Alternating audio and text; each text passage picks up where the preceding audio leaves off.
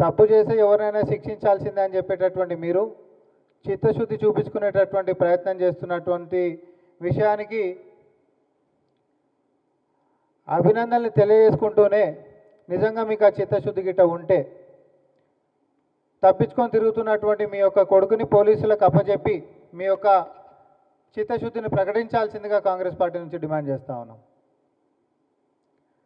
అంతేకాకుండా నేను అదే వేదిక మీదకించి ఎవరైతే వీటికి కారణమైనరో వాళ్ళందరి సంగతి చూస్తా అని చెప్పినటువంటి బండి సంజయ్ గారు భారతీయ జనతా పార్టీ అంతర్గత కలహాలతో కొట్టుమిట్టాడుతున్నటువంటి పరిస్థితులలో మీ నేతలు కొట్టుక సస్తున్నటువంటి పరిస్థితులలో మీ నేతలే కొంతమంది బీఆర్ఎస్ నేతలకి ఫోన్లు చేసుకొని ఈ యొక్క ఉదాంతాన్ని ఇంకా ప్రేరేపించాలనేటటువంటి విషయాలన్నీ కూడా మీరు ఎరిగి మాట్లాడినటువంటి సంగతి అందరికీ తెలిసిందే.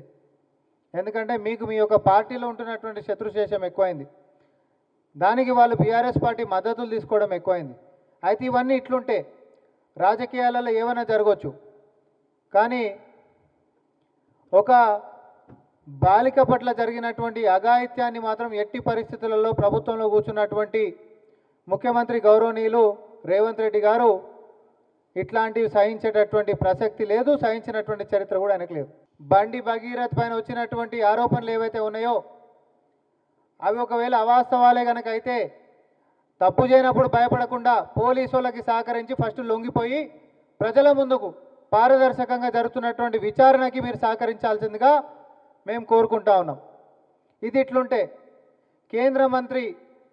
కేంద్ర సహాయ మంత్రి అయినటువంటి మీరు, మరీ ముఖ్యంగా హోంశాఖ మంత్రి అయినటువంటి మీరు ఒక అధికారంలో ఉండి ఇట్లాంటి కేసులను ఇన్ఫ్లుయెన్స్ చేసేటటువంటి అవకాశం కూడా బయటికించి లేకపోలేదు. కాబట్టి ఈరోజు కొడుకు తప్పించుకొని తిరుగుతుండనంటే దాని వెనకాల మళ్ళీ ఆరోపణలు మీ మీదే వస్తున్నాయి. కాబట్టి దానికి కూడా బాధ్యత మీరు తీసుకొని మీకు నిజంగానే చిత్తశుద్ధి ఉంటే మీరు మీ యొక్క మంత్రిత్వ శాఖకి రాజీనామా చేసి ఈ యొక్క విచారణ మొత్తం కూడా నిర్దోషిగా మీ యొక్క కుమారుడు తేలేంత వరకు కూడా మరి ఆ యొక్క మంత్రి పదవికి రాజీనామా చేసి దూరం ఉండి మీ యొక్క చిత్తశుద్ధిని ప్రకటించుకోవాల్సిందిగా కాంగ్రెస్ పార్టీ డిమాండ్ చేస్తూ ఉంది.